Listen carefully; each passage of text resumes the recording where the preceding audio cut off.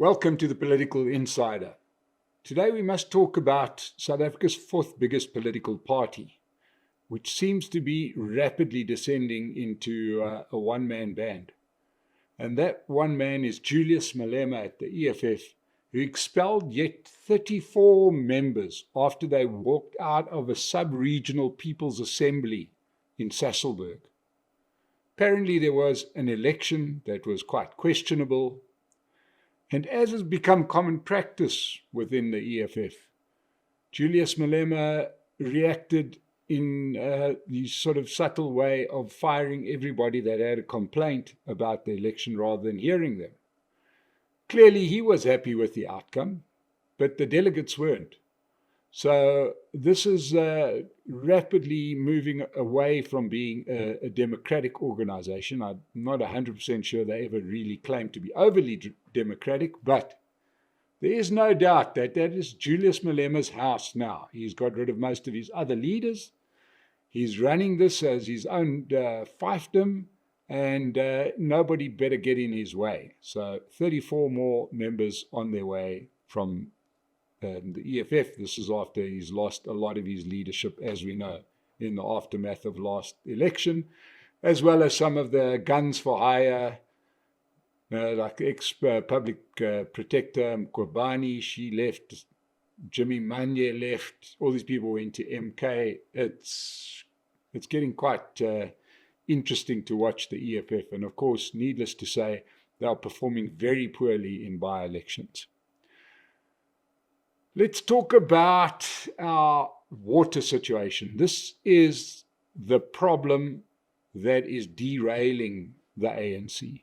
This is the reason why I think Cyril Ramaphosa was taken to the point of saying the DA governs better than us. It turns out that water is the hotter button issue that even load shedding wasn't. As I've said before, in rich households, you can make a plan if you don't have water. You can buy a JoJo tank. You've got enough space to fill it up. You've got all sorts of options. I think if you come from a less affluent area, your options are severely curtailed, and you rely then on a water tanker that's been provided by a deployed cadre. So just yesterday, our Minister of Water, Phemi Majudina, says she wants to revive pop-up courts. Remember pop-up courts in the 2010 World Cup when South Africa had our best president ever, Sepp Blatter from FIFA? He made sure that everything worked with Swiss precision. One of the things that worked was courts. There were all-night courts, mobile courtrooms, and that was to catch criminals who found it so daunting that they took a couple of weeks off. Part of the reason was that you would get prosecuted quite quickly and you'd find yourself in jail, quite speedily. What she wants these pop-up courts to do is to prosecute water mafias and people who damage water infrastructure. Now, my dear Minister Majudina, most of those people sit next to you in Parliament. All those courts are not going to help. You might get the poor guy at the end of the road who's doing the dirty work, but let's understand how the water mafias work. This isn't some guy who goes and breaks a machine, breaks a pump so that water doesn't flow so that he can bring you water tankers. No, he doesn't do that work. He's the guy in a suit with the pointy shoes. He's the guy who waits until the poor person who he's paid has broken the infrastructure, and then he gets a phone call from his mate to say, please supply water to such and such a place. We'll discuss the price afterwards. Like, this is going to be the ANC's undoing because it is so practical, and water is life. Without it, it's unpleasant. South Africa has hot summers. We're entering into a hot summer. I live and work here in Johannesburg, where we have water sporadically now because the water infrastructure hasn't been maintained. We also have now begun to have the curse of the water tanker. And it's not pleasant. It's absolutely not pleasant. And we at least can make a plan.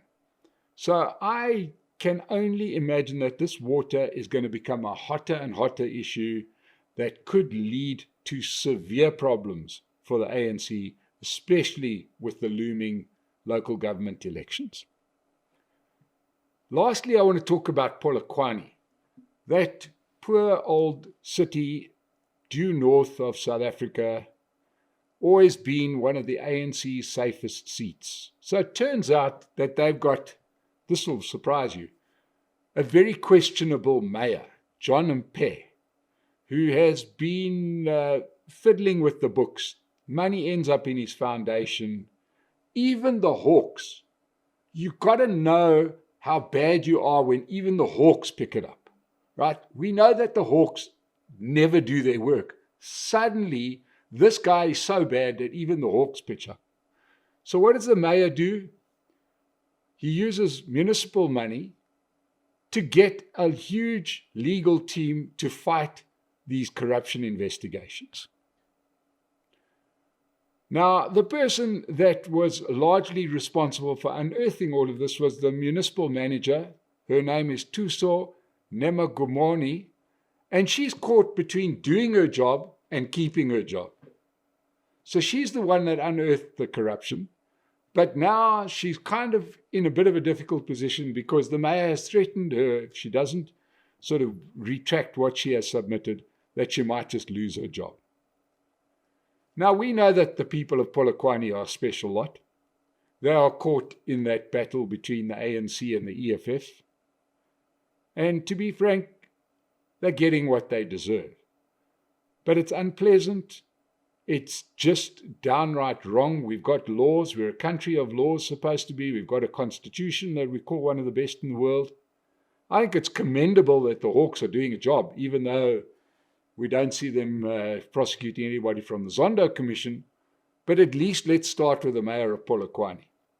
So this is going to be a true test. Will the lemmings in Polokwane keep voting for the ANC despite the fact that the mayor fleeces them? Or will they perhaps start thinking a little bit wiser about their political choices? We'll have to wait and see.